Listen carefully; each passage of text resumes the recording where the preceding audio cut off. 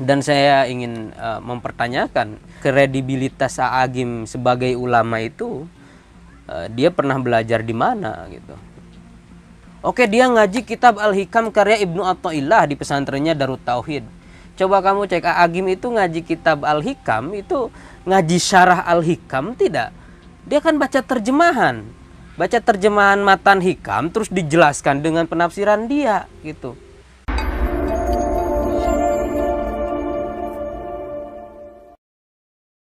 Assalamualaikum warahmatullahi wabarakatuh. Selamat sore. Kalau Anda berprofesi sebagai ulama, maka Anda harus bijak. Maka Anda harus mendamaikan umat, bukan malah bikin gaduh. Sebagaimana definisi ulama, allazina yang duruna ila ummah bi'ainir rahmah. Allazina orang-orang yang zuruna yang melihat ila umat kepada umat bi'ainir rahmah dengan kacamata atau mata kasih sayang. Jadi seorang ulama itu melihat umatnya itu dengan mata kasih sayang. Bukan bi'ainil firqah, bukan bi'ainil tafriq, bukan dengan kacamata pemecah belah gitu.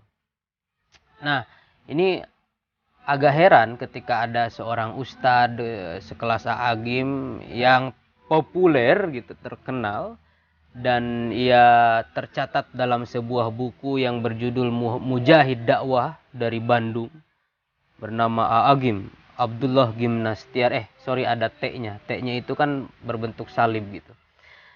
Jadi Gimnasiar lah. Nah, A'agim Nasyar ini mengeluarkan statement bahwa logo HUT RI, hari ulang tahun RI, itu serasa mirip salib katanya. Masya Allah. Jadi sebetulnya ini nantinya akan menjadi sebuah pemahaman Islam yang terlalu simbolik. Padahal simbolik itu tidak terlalu bermakna sebetulnya. Kenapa gitu kan? Anda itu menyembah agama atau menyembah Tuhan? Anda itu menyembah simbol atau menyembah Tuhan gitu. Nah, ini persoalannya kan. Nah, seringkali gitu kan orang-orang ini alergi dengan simbol-simbol, padahal di rumahnya pun pasti ada simbol salib gitu.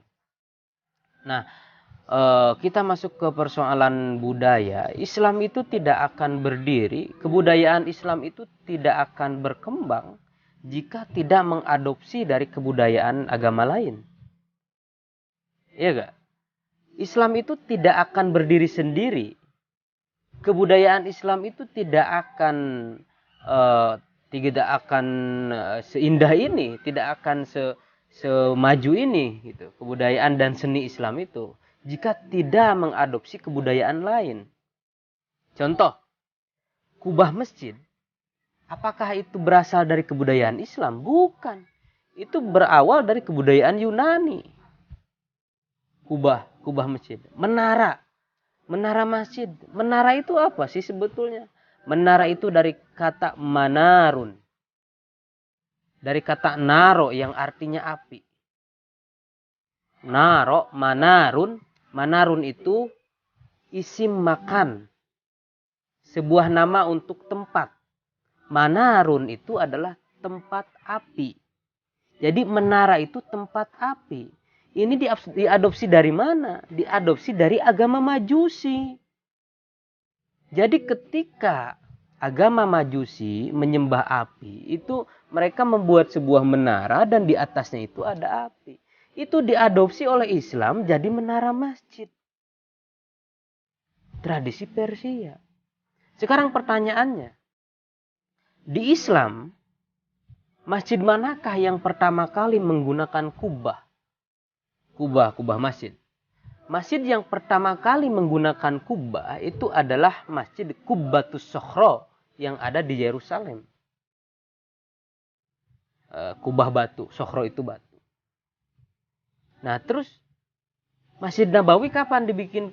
Ada kubah hijau gitu di Masjid Nabawi. Itu di era Walid bin Malik kerajaan Walid dinasti Umayyah.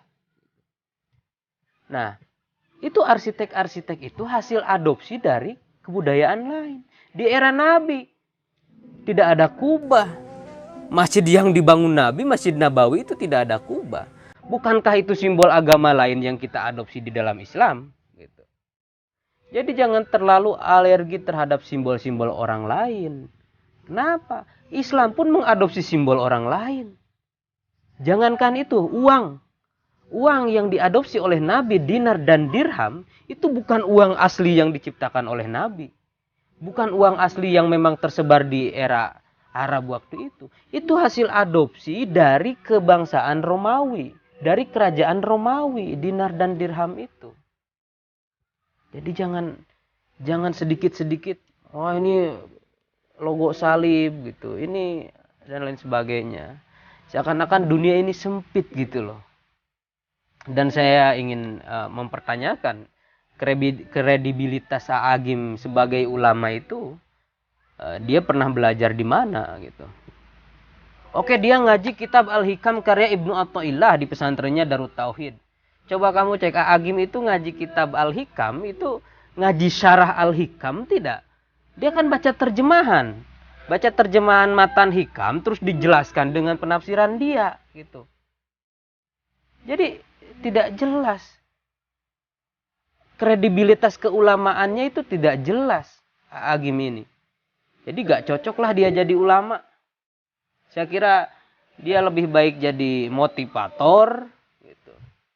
Jangan jadi motivator yang jadi ulama. Jadi kayak Haikal Hasan.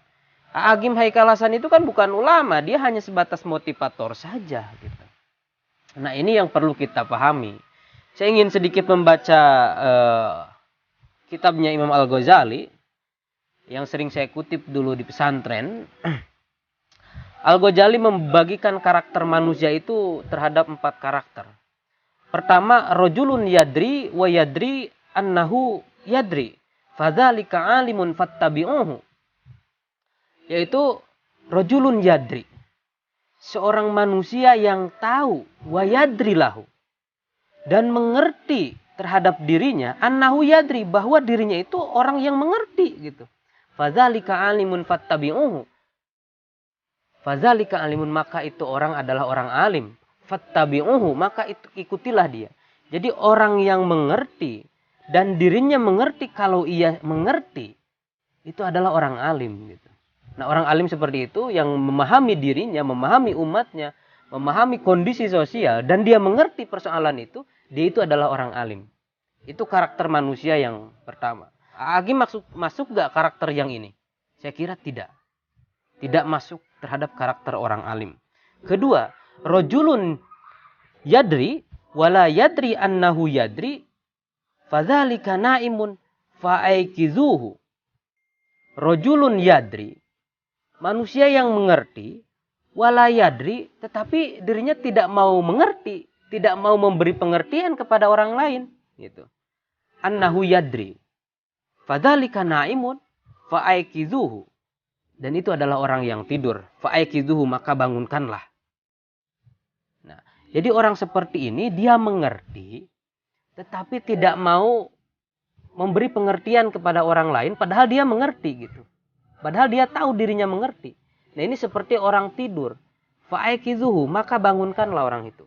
Orang seperti ini adalah orang-orang munafik. Bahwa dia tidak mau mengamalkan ilmunya. Dan dia sesekali mengamalkan ilmunya hanya untuk kepentingan nafsunya, untuk kepentingan politiknya. Nah, A'agim masuk gak terhadap kategori ini? Saya kira masuk terhadap kategori ini. Nah, itu kan sebuah kepentingan untuk melegitimasi bahwa simbol Hud itu ada tanda salib dan membuat nafsu umat Islam bangkit dan ingin mendiskriminasi kelompok lain. Itu bahwa itu tanda salib, bahkan mungkin menuduh pemerintah gitu kan sebagai agen kristenisasi mungkin. Nah, ini yang ditakutkan gitu adalah yang kedua. Ketiga, karakter ketiga yaitu rajulun la yadri wa yadri annahu la yadri fadzalika mustarsyidun fa'arsiduhu. Nah, rajulun la yadri, manusia yang tidak mengerti, wa yadri annahu la yadri, tetapi dia paham bahwa dirinya itu tidak paham gitu. Tidak mengerti, tapi dia mengerti bahwa dirinya itu bukan orang pinter, dirinya itu orang bodoh gitu. Dan dia perlu belajar. Nah, ini yang disebut oleh orang Sunda sebagai bodoh alewo. Bagus gak ini? Bagus. Bahwa dia mengerti bahwa dirinya orang bodoh, tidak mau bicara, tidak mau sok tahu gitu. Nah, ini adalah kategori karakteristik manusia yang cukup relatif baik gitu. Nah, dan keempat, terakhir nih. Rajulun la yadri wa la yadri annahu la yadri fadzalika jahilun. Fadzalika jahilun. Nah, rajulun la yadri, manusia yang tidak mengerti, wala yadri gitu kan. Kalau dirinya tidak mengerti dan emang tidak mengerti dirinya itu. Nah, dan tidak mau mengerti gitu. Dia tidak mengerti bahwa dirinya tidak mengerti dan tidak mau mengerti gitu. Berbeda dengan kategori ketiga tadi. Yang ketiga itu tidak mengerti tapi ingin mengerti gitu, bahwa dirinya itu tidak paham apa-apa. Tetapi yang kedua ini masa bodoh gitu. Udah tidak paham, tidak mengerti, tetapi tidak ingin mengerti. Nah, ini disebut kategori sebagai jahlun murakkab. Ya, ada dalam ilmu mantik itu disebut sebagai jahlun murakkab. Bodoh yang katotoloyo, kalau istilah Sunda bodoh katotoloyo. Jadi jahlun itu ada dua, jahlul basit dan jahlul murakkab. Nah, yang kategori ketiga tadi itu jahlul basit, bodoh alewoh istilah Sunda. Yang kategori keempat jahlul murakkab, yaitu bodoh katotoloyo. Nah, yang bagus kategori pertama, dia orang alim yang mempraktekkan kealimannya. Yang kedua, dia orang alim tidak mempraktekkan kealimannya, tetapi mempraktekkan kealimannya sesekali hanya untuk mementingkan kepentingan nafsu politiknya, nafsu dirinya gitu. Nah, ini yang menjadi persoalan. Nah, Agim masuk kategori yang mana? Saya kira Agim masuk kategori ke yang dua. Sebaiknya Agim, menurut saya sebagai seorang santri, Agim lebih baik ngaji lagi dan lain sebagainya gitu, memperdalam Islam dan tidak senonoh dalam mengeluarkan statement. Oke, syukron wa dumtum fil khair. Wassalamualaikum warahmatullahi wabarakatuh.